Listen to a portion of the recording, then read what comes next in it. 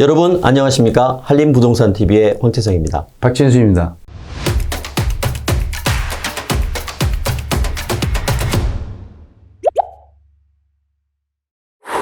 자, 오늘 한림부동산TV에서는 제20대 대통령 윤석열 당선인이 제시한 주택 공약 중 47만 호에 이르는 재건축, 재개발에 대한 부분들을 얘기해 보도록 하겠습니다.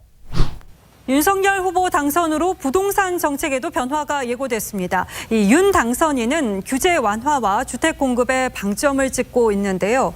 부동산 세금도 관심이시죠? 지선호 기자가 정리했습니다. 서울 목동의 재건축 추진 아파트 단지. 2차 안전진단을 앞두고 1년 반째 제자리 걸음입니다. 하지만 윤석열 후보 당선 직후 분위기가 급변했습니다. 윤 당선인이 재건축 안전진단과 초과이익 환수제 완화를 공약으로 내세웠기 때문입니다. 윤 당선인은 역세권과 1기 신도시 용적률 완화를 통한 공급 확대도 약속했습니다. 수도권 1기 신도시에 대한 재개발, 재건축, 리모델링 사업을 통해 기존 30만 호 외에 양질의 주택 10만 호를 추가 공급하겠습니다.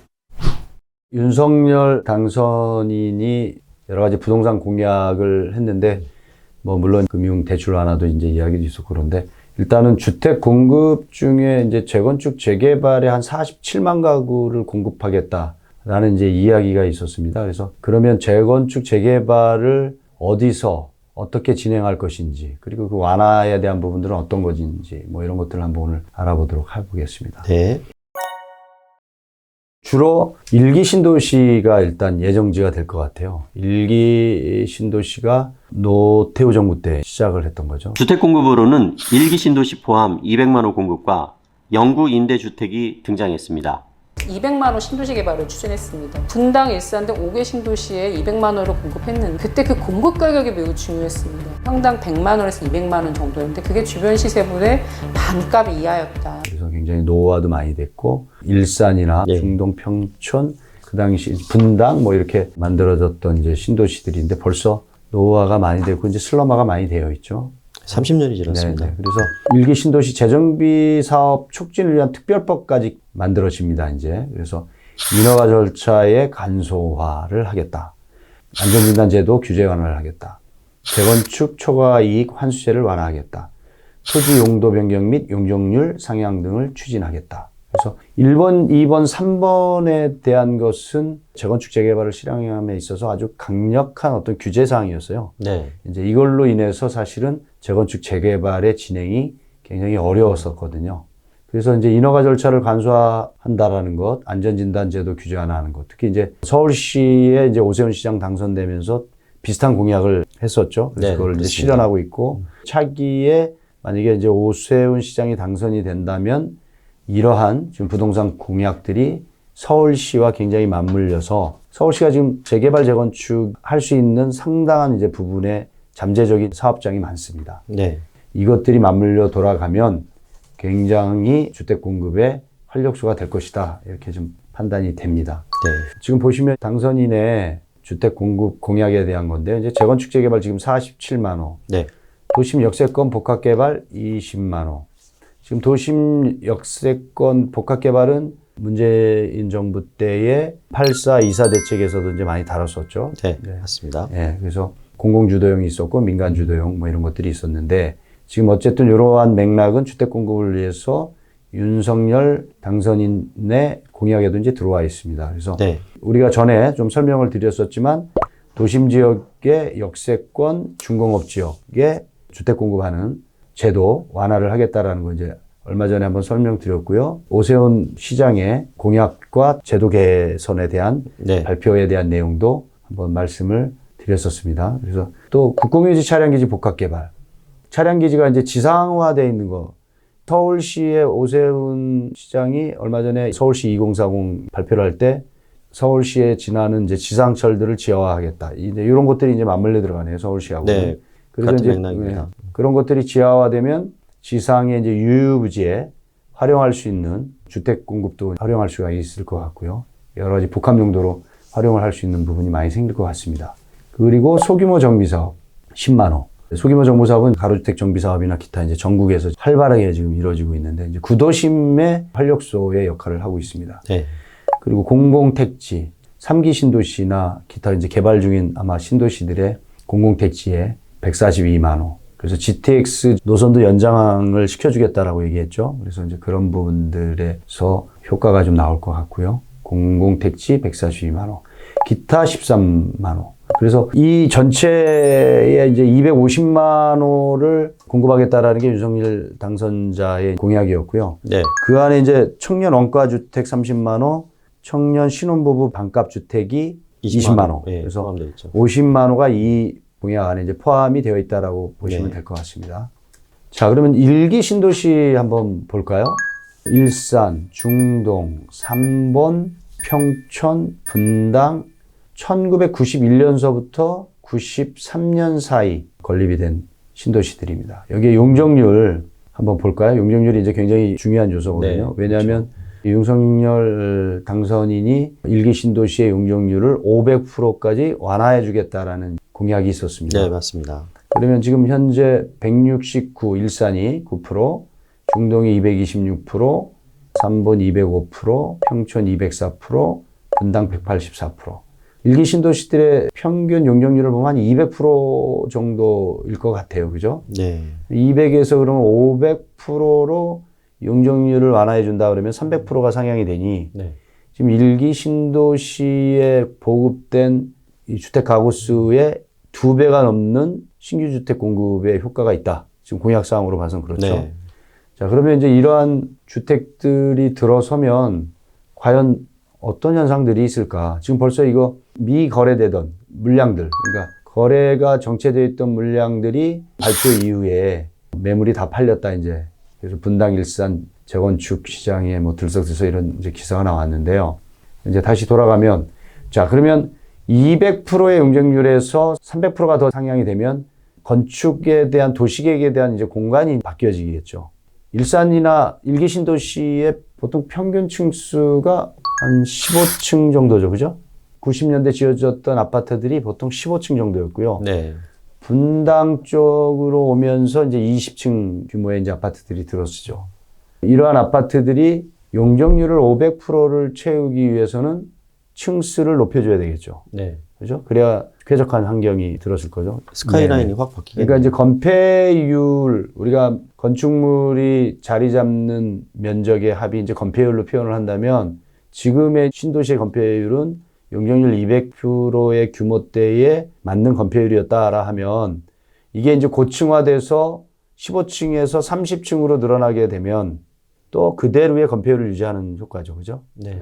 도시 공간에도 변함이 없이 똑같은 환경을 또 내지는 더 좋은 환경을 유지하기 위해서는 건폐율을 지금과 같이 유지를 하거나 아니면 더 줄여서 층수를 높여야만이 이 용적률을 이제 찾아갈 수 있는 상황이 된 겁니다. 예.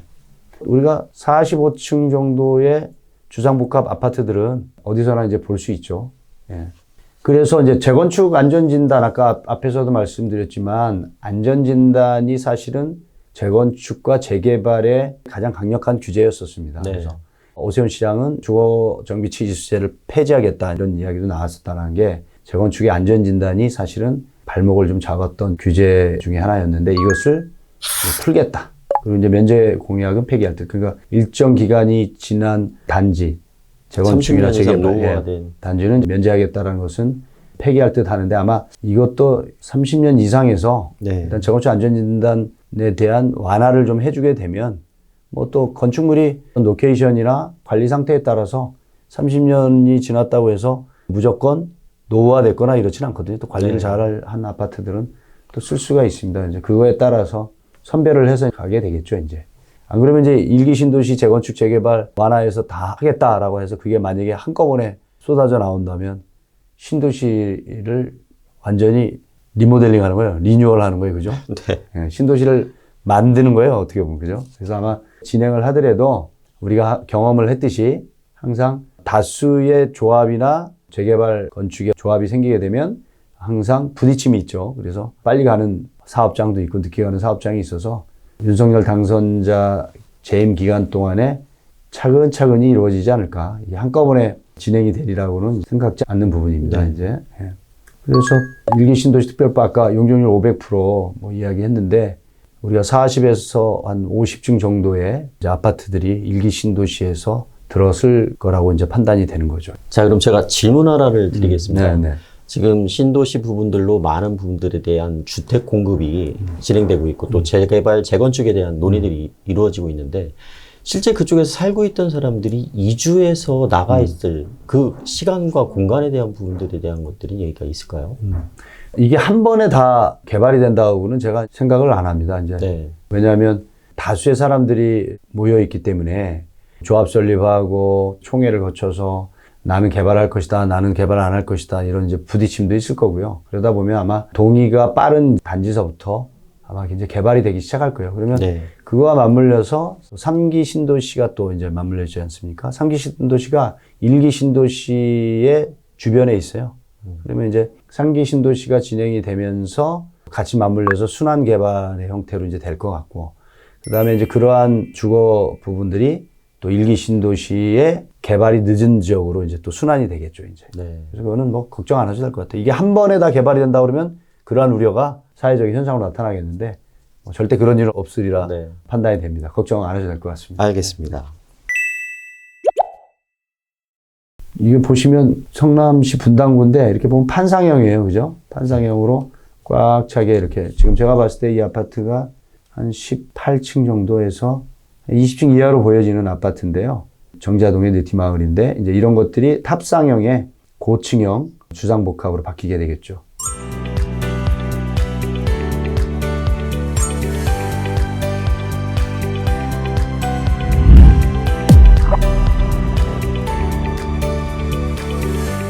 그리고 뒤에 예시한 화면이 주상복합 45층짜리. 아마 이런 것들이 이제 들어있을 것 같습니다.